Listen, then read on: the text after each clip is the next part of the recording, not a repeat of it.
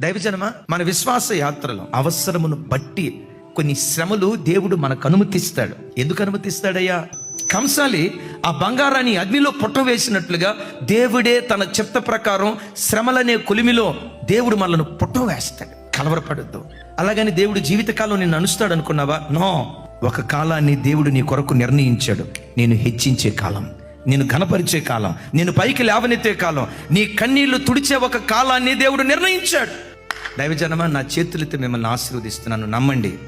నీ తల పైకెత్తే కాలం ఒకటి దేవుడు నిర్ణయించాడు. నీ కన్నీళ్లు తొడవబడే కాలం ఒకటి నిర్ణయించాడు.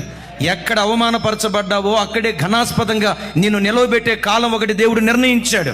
నీ అవమానాన్ని, సిగ్గును, నిందను దేవుడు కొట్టివేసే ఒక కాలం దేవుడు నిర్ణయించాడు.